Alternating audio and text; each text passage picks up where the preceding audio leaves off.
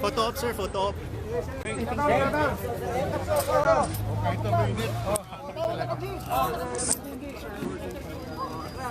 Sir, dito muna photo op lang. Sir, photo op muna, photo op lang. Magkatrapar muna. Hindi, sikat nyo, back sir. Photo op lang, sir. Photo op lang. Diyan lang, sir. Diyan lang, sir. Background nyo po eh. Shutter locks lang. Okay, isa lang. Taga lang.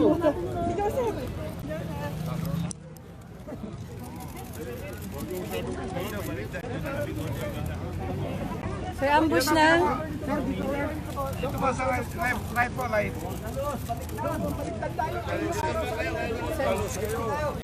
Oo, easy.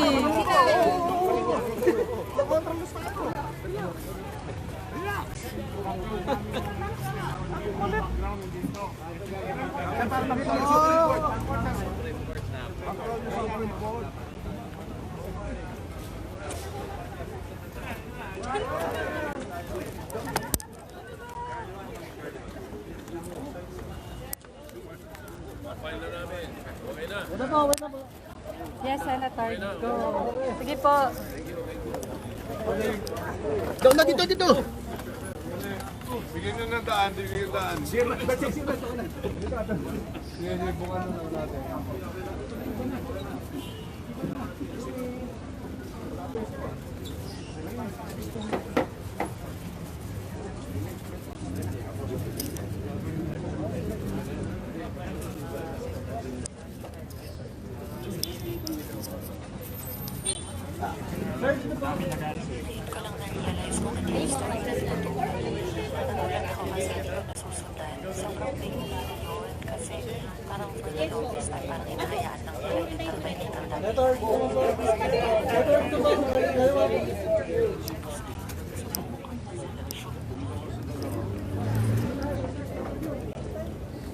Sorry, dito sa kapila. Saan po mag-interview?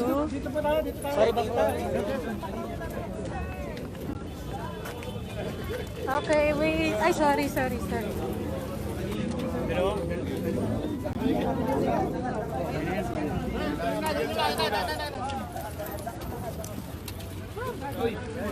Daling ng araw na lang. Ilan? Ay, naka.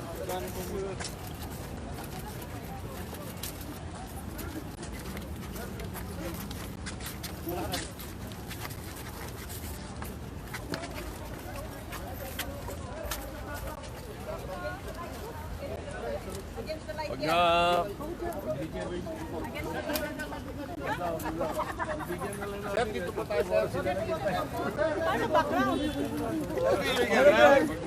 Ito sa arawan tayo eh. Interview na po ba to? Okay. Interview na po? Pwede na pong interview? Sir, nandun po nakaharap yung camera, sir. Okay lang. Guys, ay, doon na lang. Doon na lang. Senators, Senators, doon na pwede lang. po doon na lang. Sorry. Kasi sir, para maganda yung light.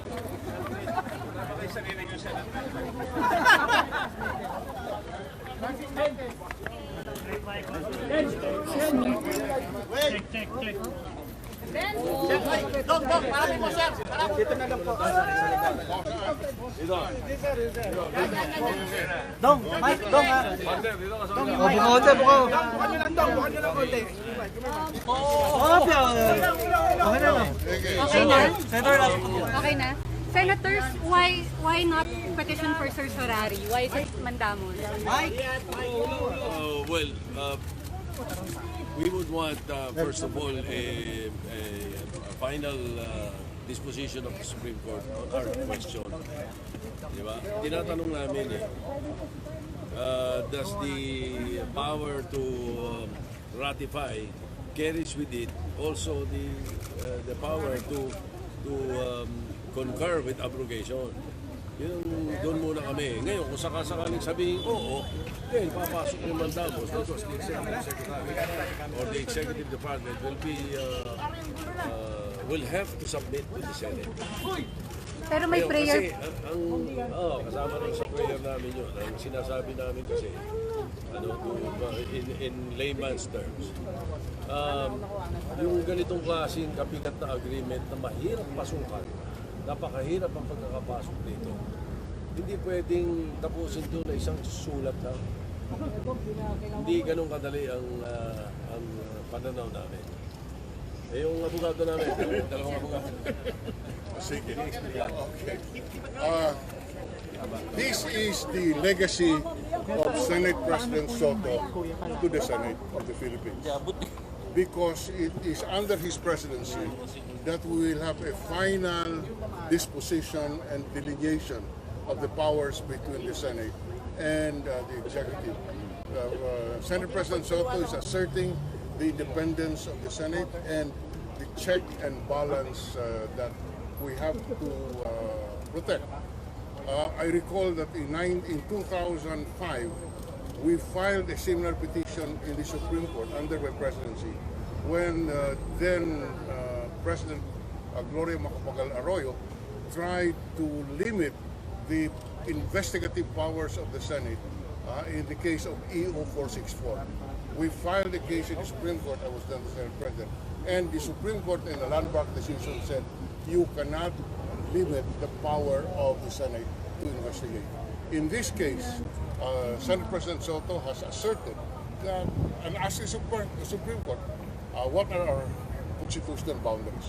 And if our constitutional boundary says that the President, that the Senate should be consulted, then the prayer is, please ask the executive to send the termination to the Senate for its concurrence.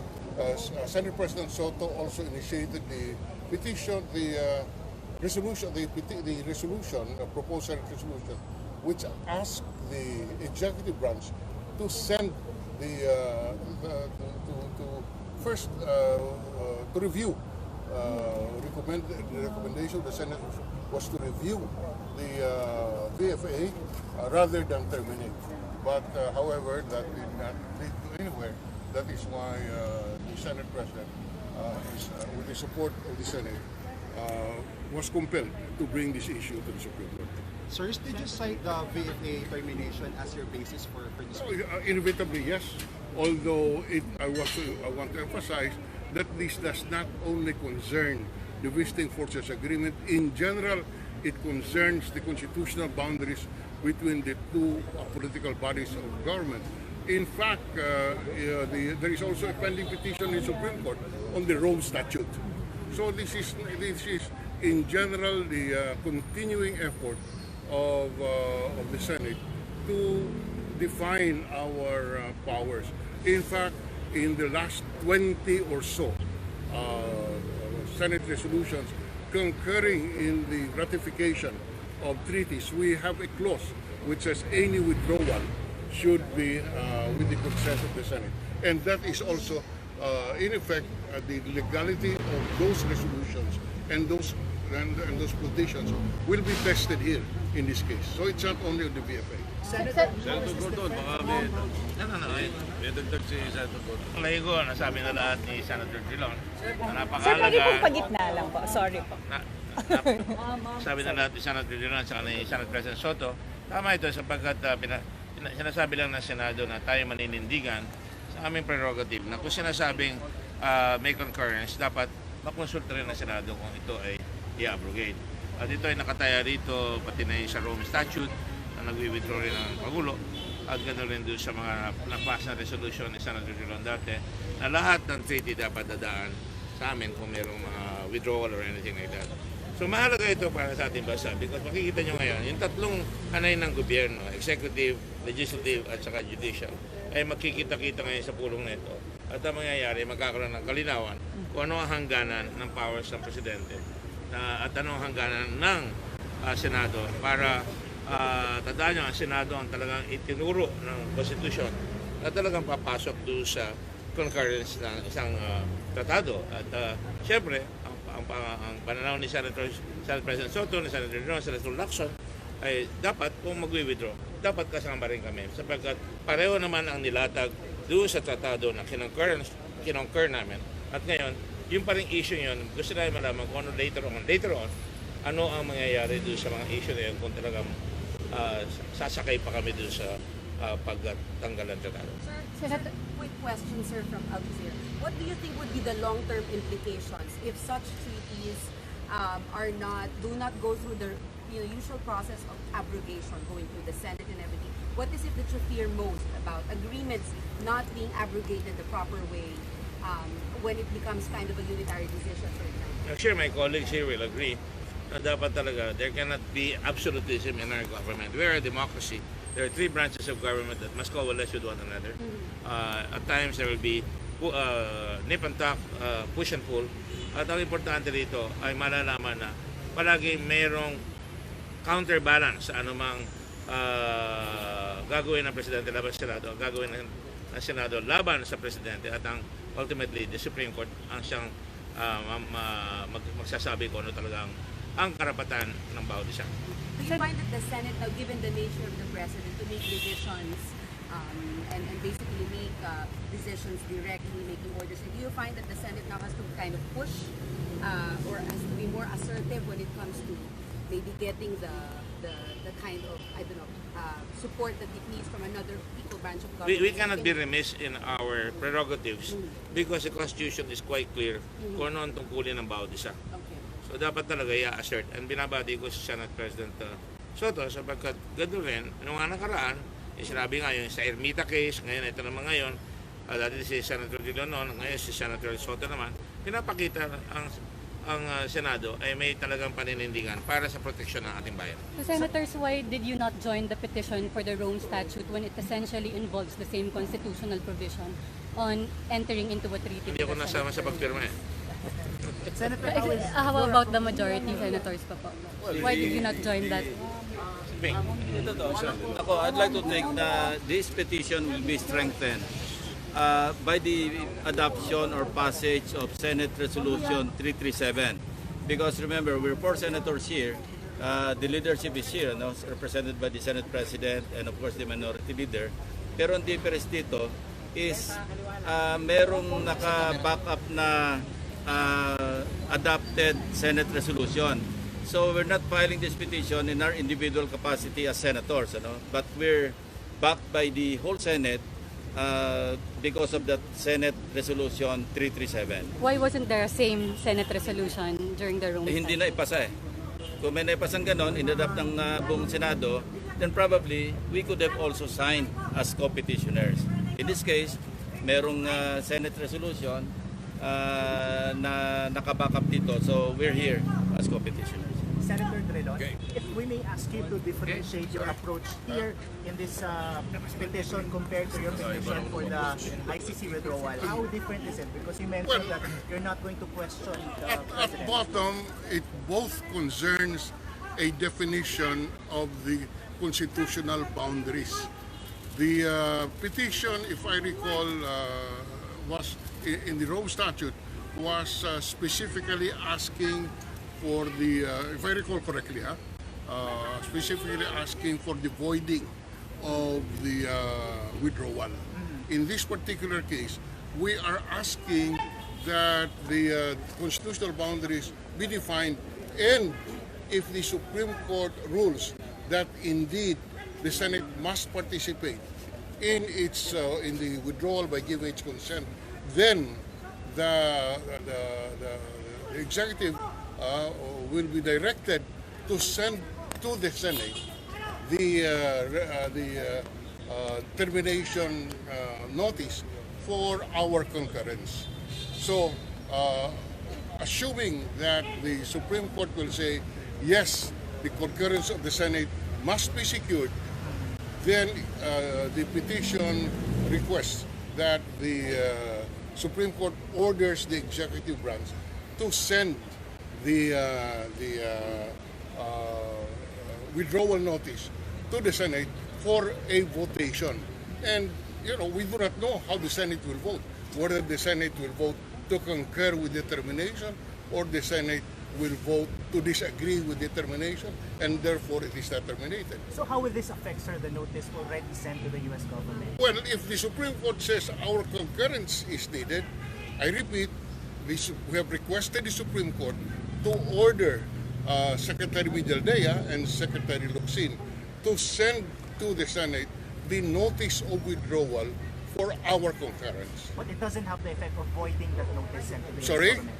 Will it have the effect of voiding the notice given to the US government? It depends on how the Senate will vote upon it, because we are requesting that the concurrence of the Senate should be a sine qua non to the withdrawal. If the Senate votes that and concurs with the withdrawal, then the withdrawal is effective. If the Senate does not concur with the withdrawal, then the withdrawal is not effective. Senator Soto, you said earlier that this should not be taken as an affront to the President, but by putting in the prayer na you want to order the respondents to refer the withdrawal for the Senate, is that still not an affront to the President? No, it's not. We're simply asserting the power of the Senate that we know and we think that we have. To simplify it, parang kasi nga sa hirap noong ibang klaseng treaty, ibang klaseng agreement naman ito hindi madali itong pinasukan. Mahirap pinasukan ito masalimuot ang pagkakapasok dito. Hindi pwede, naniniwala kami na hindi pwedeng isang sulat lang, baliwala na. Parang kumbaga sa kasal yan, ayaw mo na, sasabihin mo, ayaw ko na. Hindi ganun kadali yun. And therefore, right now, we leave it to the hands of the Supreme Court justices. Senator, Are you concerned about the composition of the Supreme Court? Majority of them, 11 of them, are Duterte appointees. No, we're more concerned about the content of our petition. We would rather not look at the personalities. We have full faith and confidence in the impartiality of the Supreme Court. Senators, what is so special about the VFA that the Senate managed to come together through that resolution that it wasn't able to do in the Rome Statute? Yeah, let me just again reiterate yung sinabi kanina ni Senator Trilon. For the last 2 years, almost 20 treaties and agreements na pinasukan natin, and we have already infused in those treaties and agreements that any abrogation or any termination must pass through the Senate. So, ito yung mga pumasok after we have already approved that particular provision in our resolutions.